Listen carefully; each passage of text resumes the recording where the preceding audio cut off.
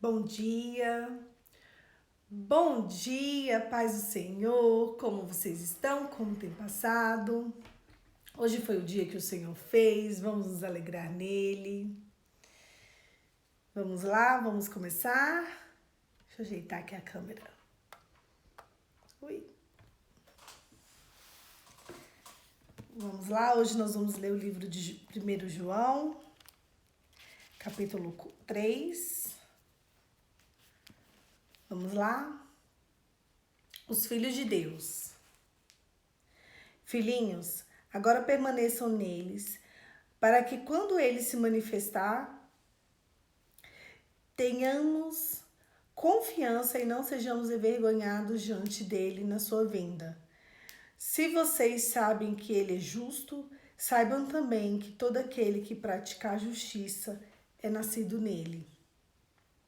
Vejam como é grande o amor que o Pai nos concedeu, sendo chamados filhos dele. Deus, o que de fato somos. Por isso, o mundo não nos conhece, porque não o conheceu. Amados, agora somos filhos de Deus e ainda não manifestou quem havemos de ser. Mas sabemos que, quando ele se manifestar, seremos semelhantes a ele, pois vemos como ele é. Todo aquele que nele tem esta esperança purifica a si mesmo, e assim ele é puro. Todo aquele que pratica pecado transgride a lei. De fato, o pecado é a transgressão da lei. Vocês sabem que ele se manifestou para tirar todos os pecados e nele não há pecado. Todo aquele que nele permanece não está no pecado. Todo aquele que está no pecado não viu, não conheceu. Filhinhos, não os deixe que ninguém os engane. Aquele que pratica a justiça é justo, assim como ele é justo. Aquele que pratica o pecado é do diabo, porque o diabo vem pecando desde o princípio. Para isso que o Filho de Deus se manifestou, para destruir as obras do diabo. Todo aquele que é nascido de Deus não pratica o pecado, porque a semente de Deus permanece nele, e nele não pode estar no pecado, porque é nascido de Deus. Desta forma, sabemos que os filhos de Deus quem são os filhos de Deus e quem são os filhos do diabo. Quem não pratica justiça não procede de Deus, tampouco quem não ama o seu irmão. O amor fraternal. Essa é a mensagem que vocês ouviram desde o princípio, que nós amemos uns aos outros. Não sejamos como Caim, que pertencia ao maligno, matou seu irmão. E por que o matou? Porque as obras eram más de seu irmão e as obras de seu irmão eram justas. Meus irmãos, não se admiram se o mundo os odeia. Sabemos que já passamos da morte para a vida, porque amamos os nossos irmãos. Quem não ama permanece na morte. Quem odeia seu irmão é assassino. E vocês sabem que nenhum assassino tem a vida eterna em si mesmo. Nisto conhecemos o que é o amor. Jesus Cristo deu a sua vida por nós e devemos dar na nossa vida por nossos irmãos. Se ninguém tiver recursos materiais, vendo seu irmão em necessidade, não se compadecer dele, como pode permanecer nele o amor de Deus? Filhinho, não amemos de palavras, nem de boca, mas em ações e em verdade.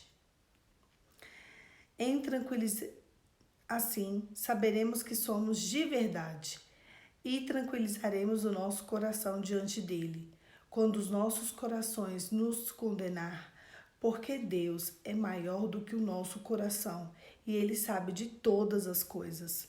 Amados, se o nosso coração não nos condenar, temos confiança diante de Deus e recebemos dele tudo o que pedimos, porque obedecemos os seus mandamentos. e fazemos o que lhe agrada. Esse é o seu mandamento, que creiamos no nome do seu Filho Jesus Cristo e que amemos uns aos outros como ele nos ordenou. Que os que obedecem os seus mandamentos nele permanecem e ele nele. De seguinte modo, saibamos que permanecemos em nós pelo Espírito que ele nos deu. Esse texto ele começa dizendo sobre os filhos de Deus. Qual é a diferença dos filhos de Deus? Quem de fato são os filhos de Deus? O mundo diz, né? As pessoas dizem, todos são filhos de Deus. Ai, somos filhos de Deus. Não é? Você já ouviu essa expressão? Ah, somos todos filhos de Deus. Nananina, não. Quem são de fato os filhos de Deus? Os filhos de Deus são aqueles que se entregam a Jesus, que vivem em Jesus e que morreram para o pecado. E que não querem viver para o mundo. Esses são, de fato, os filhos de Deus. Eu poderia falar, quem é você? Poliana Damascena, vírgula, filha de Deus. Se eu te chamasse, você poderia falar, fulana de tal, cicrano de tal, vírgula, filho de Deus. Porque a gente já não quer mais uma prática contumaz do pecado. Por mais que a gente peque, por mais que a gente deslize daqui e dali, a gente já não tem o pecado como o alicerce, a base fundamental da nossa vida. Esses são, de fato, os filhos de Deus. O filho de Deus é aquele que não quer se envolver com a prática do pecado como se fosse algo normal e corriqueiro. Os filhos de Deus são aqueles que querem, sim, herdar a vida eterna. Simples. Então, quando a gente observa qual é a característica do Filho de Deus, é aquele que quer as coisas de Cristo. E as coisas de Cristo é aquele que é santo, puro, limpo e verdadeiro. E eu quero ler uma partezinha, porque eu achei interessante que uma pessoa virou para mim e falou assim, sobre pureza. E eu quero falar sobre isso com você. Com vocês. Peraí. Amados, agora somos filhos de Deus e ainda não se manifestou o que havemos de ser, mas sabemos que, quando ele se manifestar, seremos semelhantes a ele, pois o veremos como ele é. Todo aquele que nele tem essa esperança purifica-se a si mesmo, assim como ele é puro. Todo aquele que pratica o pecado transgride a lei de fato. O pecado é a transgressão da lei. Vocês sabem que ele se manifestou para tirar os nossos pecados, e nele não há pecado. E todo aquele que nele permanece não está no pecado. E todo aquele que está no pecado não o viu e não o conheceu. Então, eu quero dizer uma coisa para vocês. Estar, em busca da santidade, estar em busca da pureza, é estar em busca da face de Cristo. É estar em busca, de estar diante de Deus, em espírito e em verdade. Quando eu digo a um adulto assim, busque a pureza, busque a santidade, parece algo tão distante, tão longínquo, e eu sei que é difícil mesmo. Para mim é difícil. Sabe por quê? Nós nos secularizamos muito. Eu vou contar uma aqui para vocês. Eu tenho 34 anos. Daqui a gente vai entrar essa semana que vem. Hoje é dia 30, né? Hoje é dia 29, ontem foi 29, hoje é 30 de agosto. É isso. E essa semana que vai entrar agora, não, 30 de julho, né? É isso. Essa semana que entra agora, a gente entra em agosto. Então, vai faltar mais ou menos um mês para o meu aniversário. Mês que vem eu faço 35 anos. Então, eu fui criada no domingo à tarde. O que passava na televisão brasileira, que acabou esse ano, quer dizer, não acabou, continua passando, mas de fato eu não assisto televisão, mas é o que as pessoas que assistem televisão continuam vendo, é Domingão do Faustão. No Domingão do Faustão, e era desde que eu era criança, porque é um programa que existe há 30 anos, então significa que é desde quando eu era criança, né? Se eu tenho 35 anos, 34, esse programa começou quando eu tinha 4 aninhos. E esse programa começou exatamente desse jeito, com mulheres seminuas na televisão. Na semana retrasada, eu acho, eu vi no Instagram, assim, eu acho que foi no WhatsApp, alguém mandando a dança lá.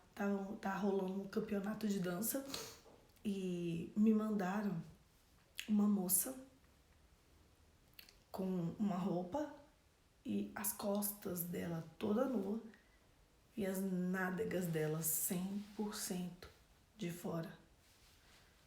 Não, vocês não entenderam. É 100% de fora. A parte de trás da roupa dela é pendurada por um negócio segurando aqui e uma coisinha, uma haste, né? Sei lá, segurando aqui na cintura dela. E só. E ela estava com uma meia calça, para dizer, e isso estava passando na tarde de domingo. E ela estava dançando num quadro chamado Dança dos Famosos. E isso era uma dança. As costas dela estavam 100% nua. 100%. E isso é normal. Ela tinha um decote tão profundo, mas tão profundo, que eu me assustei.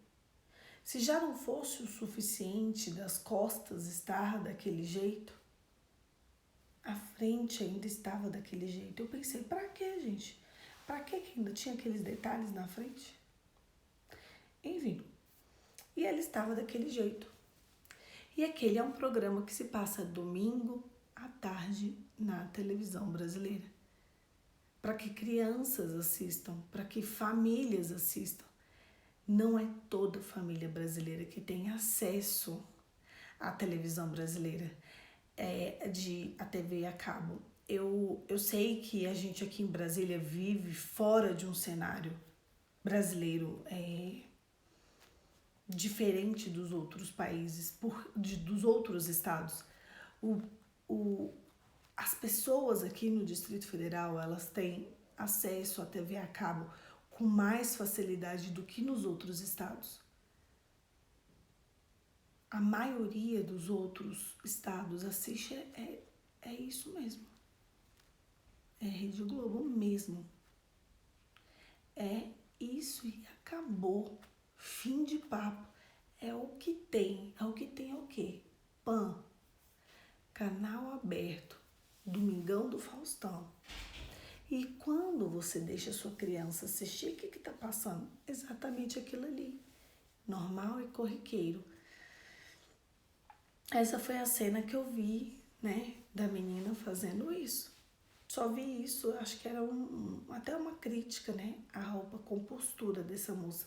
O rapaz estava composto, mas a moça estava assim. E eu concordei com a pessoa que estava fazendo a crítica a essa moça. Qual a necessidade dele estar daquele jeito? Nenhuma. Enfim, fora as moças de trás, né, estavam todas praticamente seminuas. Fora isso, nós também, né, se você aí é cringe, como dizem aí, assim como eu, você também foi criado assistindo, como é que é? Domingo Legal, aquele programa do Gugu. Fomos criados com canal aberto do Domingo do Gugu. Todo mundo foi, porque TV a cabo é algo recente, algo de 10 anos para cá. Então, na época da nossa infância, da nossa adolescência, até aqui em Brasília, era algo assim para uma pessoa ou outra ter. Então, no domingo à tarde, antes do programa do Faustão, o que o brasileiro assistia? Todo mundo. Aquilo ali. E aí, o que você assistia? Além das meninas seminuas, aquela banheira do Gugu. Vocês já viram? Vocês já reviram as cenas? Que passou no imaginário e no cognitivo da gente? Meu Deus! Aquilo era normal. Só que se a gente for avaliar, isso não pode ser normal, gente. Isso não pode ser natural. Nós não podemos ter isso como natural para nós e para os nossos filhos. Aquilo é uma devassidão sem limite. Sem limite. Analisa com uma ótica de pureza. Meu Deus. Se você olhar aquele tanto de mulher nua, aquele tanto de homem nu, aquelas mulheres nuas praticamente, desesperado, correndo atrás do sabonete. Meu Deus, é cada cena que a gente passa, que a gente vê ali. É cada escorregada do biquíni, é cada escorregada da sunga que dava. Meu Deus. E era natural. E era normal. E era uma brincadeira. Só que a gente não pode achar isso uma brincadeira. Nós e nossos filhos vimos isso. E o mundo foi começando a achar normal essas coisas. Só que nós que hoje temos a consciência do pecado, nós precisamos entender que isso não é natural. Eu fico hoje pensando, meu Deus, não era só eu assistindo, era eu assistindo. O que o dinheiro não faz. Não é só o dinheiro. Era eu assistindo. As minhas irmãs, as pessoas que trabalhavam na minha casa, né? As colaboradoras da minha casa. A minha avó, a minha mãe, as minhas tias, todo mundo. Era assim, era todo mundo sentado assistindo isso e achando muito legal. Tudo bem, né? Não conhecíamos a verdade. É isso que eu falo para vocês. Quando o mundo vai implementando, ele não vai implementando do nada. Ele vai indo aos poucos, entende? Ele vai colocando, deixa de ser bobo, é só um detalhe. Quando eu falo assim, parece que, né? Quando eu trago esses choques de realidade para vocês, parece, meu Deus, é mesmo. Mas quando você tá ali vendo a cena, parece tão lindo, é uma dança, é uma brincadeira. E é sempre assim, gente. É uma brincadeira aqui, é uma dança, é uma conversa. O mundo, ele tá assim. Eu quero pedir para vocês, sejam atentos, sejam vigilantes. Sabe quando começam as traições? É sempre assim. É sempre uma brincadeira, é sempre uma atenção. Um dia eu me atentei a uma coisa. Quando eu era bem adolescentezinha, eu recebi uma palavra. Deus disse que eu não iria me casar cedo. Ele falou pra mim, você não vai casar cedo, então você vigia. E eu comecei a ver uma amiga minha se casar, eu comecei a ver duas, eu comecei a ver três. E eu só ia pra casamento. Fui pra tanto casamento. Depois de eu ir pra muito casamento, eu comecei a frequentar a casa das minhas amigas casadas. Chegou um momento da minha vida, lá para os meus 24, 25 anos, que eu tive que tomar uma postura. Eu pensei assim, caramba, eu tô ficando sem amiga solteira. Ou eu tenho uma postura de uma mulher mais séria, ou eu vou ficar sem amigas. Então, quem me conhece sabe que eu tenho essa postura no dia a dia. Eu não abraço homem, eu não toco em homem, mas não é porque o cara é casado, eu não toco em nenhum homem. Não existe essa possibilidade. Se o cara me abraça, eu viro de lado e eu faço assim. Fica o negócio desengonçado, o problema é dele. Sabe por quê? Porque eu respeito a mulher dele. Mas ele é solteiro, vai receber esse coisa assim, meio estranho, sabe por quê? Porque eu tô acostumada a lidar só com ambiente de gente casada. Porque se eu tenho uma palavra de que era para acontecer muito tarde, que era para eu esperar, e de que não iria acontecer cedo, não importa o que, né? Juliana, a sua palavra é não vai acontecer cedo. Então você espera. Se a palavra é espera, a palavra é espera. Então, se a palavra é espera, eu preciso de ficar tranquila e esperar a hora certa. Concorda comigo? Então, eu vou ficar desesperada? Não, eu vou tomar posturas. E se o momento de todo o meu ciclo foi, né? Ter filhos, casar, e eu tenho que conviver com as minhas amigas, né? Da minha juventude. E novas amigas que forem surgindo, o que eu preciso fazer?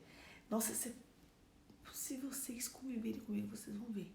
O máximo que eu faço com eles é, assim. Sabe por quê? Nunca ninguém pode falar que ninguém olhou pro lado pra mim. Sabe por quê? Porque as coisas são isso daqui para começar a acontecer. Eu já vi muita gente boa começar com um detalhe. Eu faço divórcios, não são há 11 dias, são há 11 anos. Tudo começou numa carona, tudo começou numa conversa quando a esposa saiu da sala. Tudo começou num dia que do nada pediu para ir no mercado, no dia que do nada, na hora que do nada. Então, as coisas não precisam dar vazão. Você não precisa criar um momento. É só não criar um momento. Então, se você tiver uma postura de guarda, né? Se você estiver sempre armado contra o outro, e assim, você está sempre armado contra o outro? Sim, eu estou sempre armada contra o outro. Não é assim, armada contra o outro no sentido negativo. É armado contra alguém que já tem alguém. Ou armada contra alguém que não é meu. E acabou. Pronto, eu nunca perdi uma amizade. Legitimidade para entrar, legitimidade para sair. Esse é o verdadeiro significado de uma mulher de Deus. O meu nome nunca entrou numa briga de casal. Nunca. O meu nome nunca foi levantado numa briga de casal. Eu preciso entrar de forma discreta, sair de forma discreta no meio do casal. Sabe quando você tá assim no meio do casal ali, num evento, alguma coisa, você tá ali discreta, sai discreta. E ou você faz isso porque a pessoa é solteira. E sempre tem um probleminha com o solteiro. Se eu sou solteira, né? E se a situação não vai mudar, eu preciso, né, ter amigos. O que o solteiro precisa fazer? Se enxergar, saber qual é o lugar dele. O problema é que muitos solteiros acham que o problema é dele, que é casado. Se o solteiro soubesse qual é o lugar dele, não haveria muitos divórcios. Vocês sabiam disso? Fique a quilômetros de distância, porque se um não quer, não tem nem conversa. Se o solteiro nem abrir a boca para conversar com o casado, se o casal não estiver por perto, olha só, se eu for amiga do casal, quando eu quero conversar com o casal, o homem do casal, eu não converso com o homem, eu converso com a mulher para ela pedir pro homem alguma coisa para me responder no WhatsApp. Eu não converso com o homem. Fulano, eu quero falar isso com o seu marido. Pergunta para ele aí para mim. Pergunta para ele não, pergunta a você. E é assim, qual é a tua postura diante da vida? Porque se você morreu pro pecado, se você é filho de Deus, você precisa de ter posturas de Deus. Qual é a postura de Deus que você tem hoje que você não tinha antes? Qual é a postura de Deus que Deus te deu hoje? Porque se você hoje tem a mesma postura que você tinha quando você era do mundo, alguma coisa vai ter que mudar. Eu quero ler rapidinho uma parte aqui para a gente continuar. Filhinhos, não deixe que ninguém os engane. Aquele que pratica justiça é justo, assim como ele é justo. Aquele que pratica o pecado é do diabo, porque o diabo vem pecando desde o início. Para isso, o Filho de Deus se manifestou, para destruir as obras do diabo. Todo aquele que é nascido de Deus não pratica o pecado, porque a semente de Deus permanece nele, e nele pode não estar o pecado, porque ele é nascido de Deus. Em Deus não há pecado. O nada a ver tem levado muita gente para o fracasso. Ah, Paula, nada a ver. É tudo a ver. Tudo que você pensar que é nada a ver, é tudo a ver. Todas as vezes que colocar na sua cabeça a palavra tem nada a ver, o nada a ver tem levado muitas pessoas para o fracasso. O que hoje tem colocado na sua cabeça? Nada a ver. Isso aqui é normal. Não, não é normal.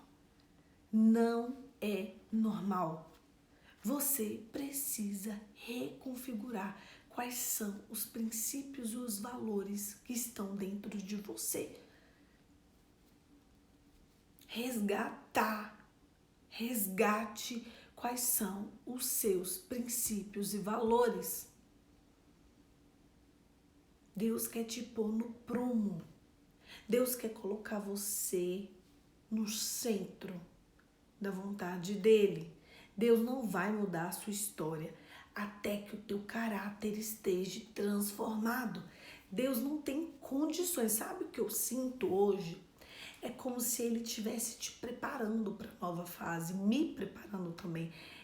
Não tem como ele te entregar as premissas, os presentes, os tesouros encobertos e as riquezas escondidas do jeito que você está, do jeito que eu estou, entende? Existe um tempo de mudança, existe algo que a gente precisa mudar no nosso comportamento. Qual é a postura que você precisa mudar completamente? Como você precisa se apresentar diante das pessoas, diante de Deus e diante da vida? Como é que anda aqui, ó? Esse aqui é meu guarda-roupa. Como é que anda teu guarda-roupa? Como é que anda tua postura? Como anda teu tom de voz? Como anda tua apresentação diante das pessoas? Como anda a sua ação? Como andam as suas reações? Deus está esperando. Deus está esperando a hora em que você vai mudar aqui, ó, e o teu coração.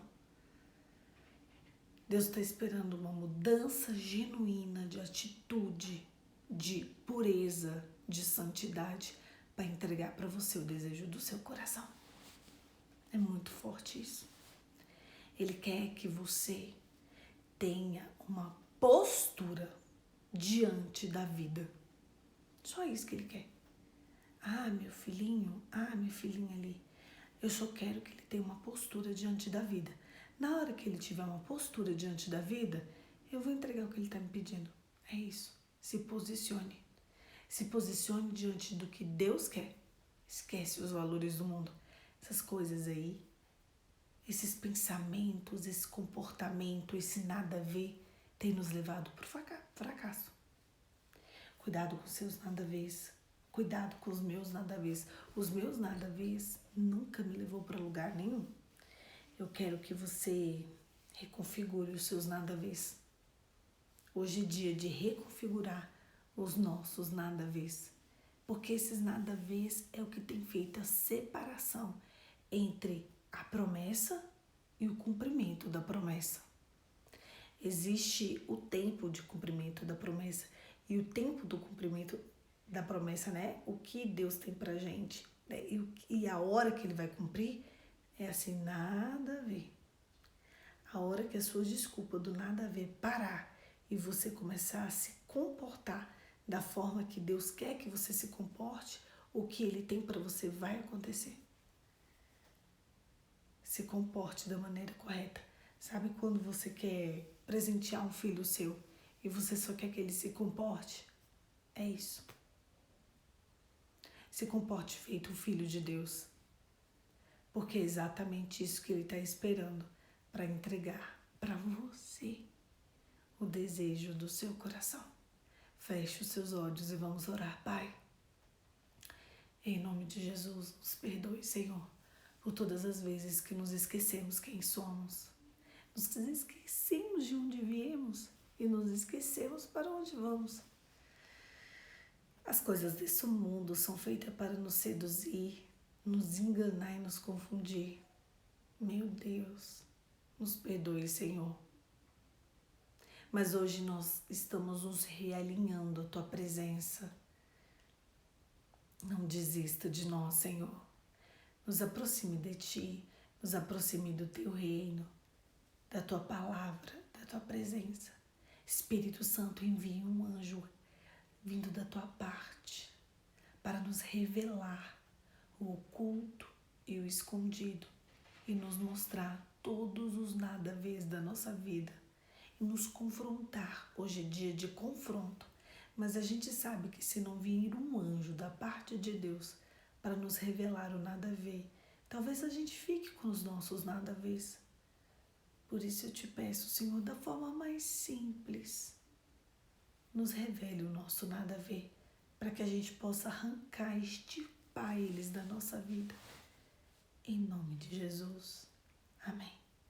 Ore, querido. Peça a Deus. Porque às vezes está tão no oculto que a gente nem sabe qual é o nosso nada a ver. E esse nada a ver tem conduzido a nossa vida ao fracasso.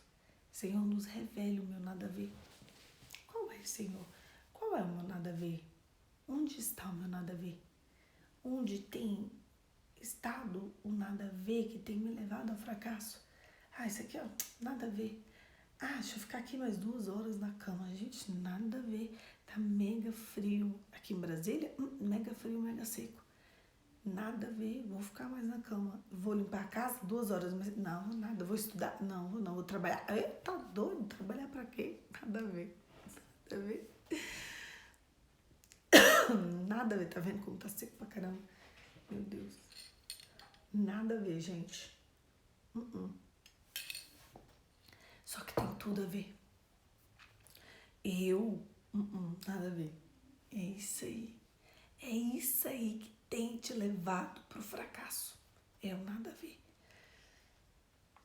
É isso aí que vai vir um anjo vindo da parte de Deus para nos revelar e nos mostrar onde está o nada a ver. E o próximo passo vai ser um tesouro encoberto e uma riqueza escondida que estava lá esperando você tirar esse nada a ver da sua vida para poder te entregar. É isso. E aí você vai agradecer a Deus por ter se livrado desse nada a ver para viver sim esse presente. É isso, queridos. Amanhã a gente ainda continua o livro de 1 João. 1 João é lindo demais. A linguagem dele é muito fofa, né? Ele é muito amoroso. E amanhã, 5h45, eu encontro vocês aqui no Devocional para a gente ler juntos o livro de 1 João. É isso. Um beijo, fica com Deus e até amanhã.